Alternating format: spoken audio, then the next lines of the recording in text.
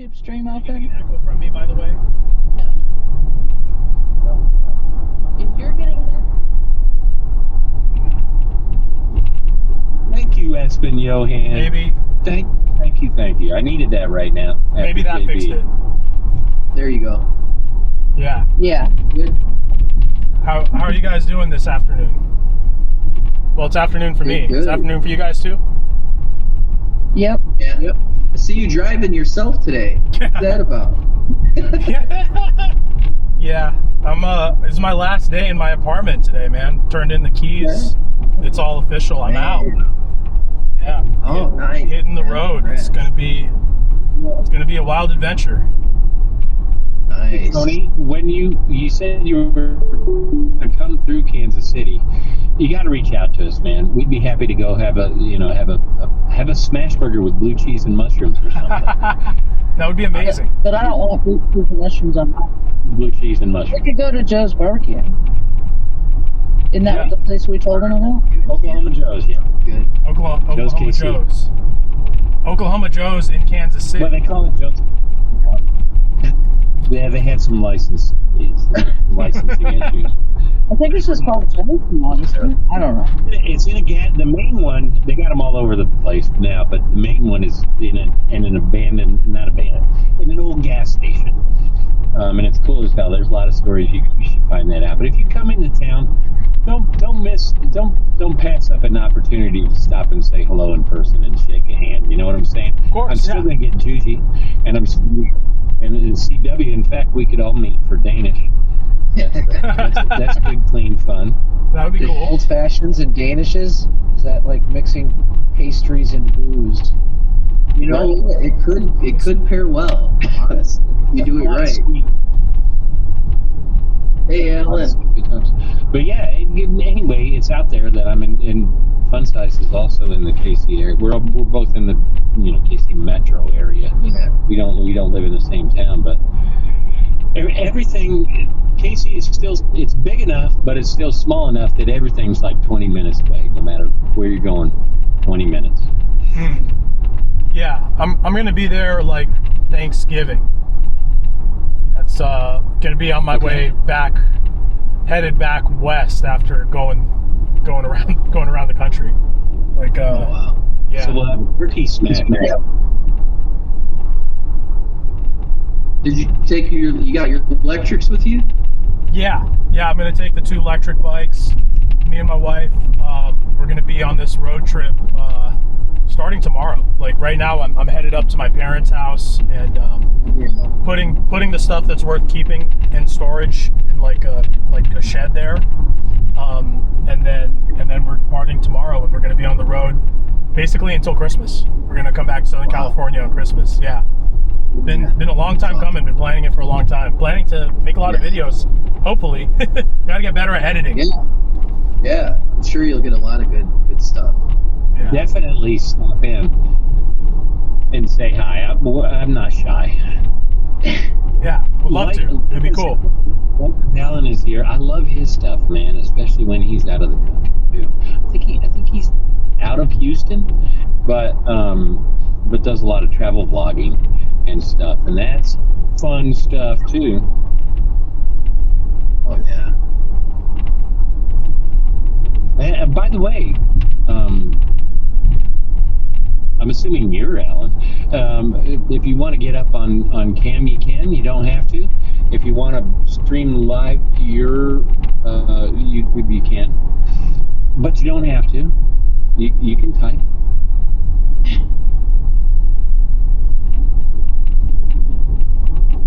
Yeah. So Tony, I watched your video on electrics too, and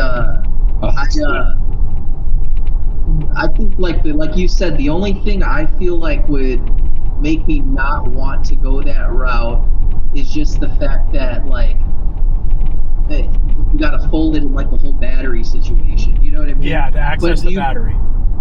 Yeah. Do you feel like it does take a lot of time to do it though, or you feel like you got to kind of where it's like you can easily just unfold it, batteries in? Unfolding Unlocking it's pretty easy. The main thing is just remembering to unlock it, and then once you unlock the battery, when you open it, like there's nothing holding the battery in there, so you got to be like kind of careful. Like, you know, just keep in mind when you unfold it, the battery could like slide out. You know, so it's almost like you got to catch the battery, keep it from falling out. But to me, the bigger thing is that if you don't really need that folding feature, like if you don't really see that big of a use case for it, it does add like 15 to 20 pounds to the bike, you know? And also if you shop around, one thing I didn't mention in that video, just general thing about e-bikes, there are hub motor bikes, which is what all the folding bikes are, where that's going to give you the feel of like you're a little kid and someone's pushing you forward because the motor is in the back wheel. And then there are these mid drive bikes, which tend to be a little bit more expensive, but there the motor is like it's in the pedals, so it's so in tune with you pedaling that you really feel like you're like Lance Armstrong or like the Bionic Man, you know? That's really cool. Yeah. Dude, that video where you were off road with that was such good entertainment, man. I mean, that had me into that thing. And I know that your bike, at least that bike, was 67 pounds. I remember that. Yeah. Because I remember. He's like, it wasn't entertaining to him. Bringing across the creek and all the planks going across the creek and stuff. That was fantastic, man. Because I specifically tried to avoid crossing the creek already, and like I had already turned back, and like I had to give up on seeing the waterfall the first time I turned back. So then to come across the creek again, and I couldn't backtrack because like a lot of the part that I had fast forwarded in the editing was me going downhill for like 20 minutes at like a steep grade too. So I at that point I couldn't just turn back and go back the way I came very easily, you know. That was awesome. I was worried for you a little bit here and there. Yeah. Well, gonna get into some more stuff like that on this trip, like more long e-bike rides. Just looking forward to exploring places on e-bikes, you know. Yeah, it's awesome. Let me just jump in real quick. Sorry. Let me just jump in real quick and say because we keep saying, hey, you can jump up on cam. You don't have to. There's no pressure there at all. You can just hang out and never go up on Rich or anything. Just on Rich in the house. On, hey. Hey, son. Chris, you don't need an e-bike though, because you got your motorcycle, huh? I got the Harley. They they frown on the Harley on the like prairie path or whatever. They don't like that so much, but it's okay. No, I was thinking about getting an e-bike because I thought that would be cool, but then I'm like, well, I do have the Harley. Oh yeah. I mean, it does. I feel I don't have a bike at all right now. I haven't had a bike in years. But I've been thinking, I'm like, if I get one, I want to get something where it's like I don't have to do all the work all the time either. Yeah. So that's why. But the electric, it's funny because when Tony put that video out, I've been watching the Ryan Trahan 50 States in 50 Days. I don't know if you guys have seen that on YouTube at all. But he's been doing 50 States in 50 Days. So the brand Electric is donating $10,000 a day every day he rides it to St. Jude's.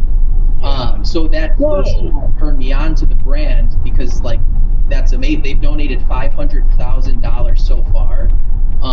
But that's really cool. Then when Tony said he had the electric, I was like, okay, like an actual person I know who's like riding it, not just for like a brand or a cause or anything too. So it made me a lot more interested in their brand. Hey Tony, what's your channel? They for sure do cool stuff. It's just my name, Tony DeVera at Tony DeVera. DEVEYRA. Right. But yeah, I think the first time I saw them, they had like videos that they sponsored with Mr. Beast, where he was like giving thousands of those bikes away to people in like Africa and Latin America and stuff. Yeah. But Tony, it's DEVEYRA. Yep, DEVEYRA. All right. I put it in the chat. Can I get it right in the chat there? Yeah, I think so. I almost never say it right. Just a heads up. I got vlogs that make everywhere, and I always get Joe's live vlogs and you mixed up because I met you both at exactly the same minute. So. Oh, there you are. Yeah. All right, I'm checking it out. But yeah, the Don Rich, get up on cam, brother. You don't have to. I know. Because don't make me just play stuff like this all the time. Yay! Dude, I love that. Like the intro and that. Oh my god. Awesome. I got Soundboard. you if you don't want to do it. Oh, I thought you knew, son. hey, What's fun? He credited it. It was my stupid ass vlog with the washed out video that made him be like, well, hell, if that guy can do it. Yeah. you made that first one and people were talking about it for 3 weeks after. They're like, where'd he go? He just dropped the bomb. I saw you said that. You One said and done. and somebody else's vlog. You said Yeah, that and John's, I think it was at John's this point, Nuggets doesn't even have to make another video. And then somebody said, yeah, one and done. What a way to go. Oh, that was you, Chris. Wasn't it you? No, somebody. One and done. I got a question for the room. Just curious, like, Yeah. what resources do you guys use to find like music or sound effects that you use in your videos and your vlogs? I just steal you guys. I've been using Epidemic Sound. That's what I've been using. I've been using Music Bed for me. I feel like with Music Bed, I got into it I knew our wedding photographer. He's a big YouTuber right now. He's got his own photography channel. His name is Eric Flober. He's out I of thought you were going to say Julian. Not Julian. I think I've heard of that guy. Yeah, he's great. He's an amazing human, and he's got a running channel too. The other Julian. But he does Music Bed, so I was like, oh, I'm just gonna do Music Bed. But it kind of locks you in like a whole. So you pay by month, but what they don't tell you is it locks you in for a year. So you're basically paying for a year, but you're like paying by month, and you can't cancel it until like the month before. I like it though.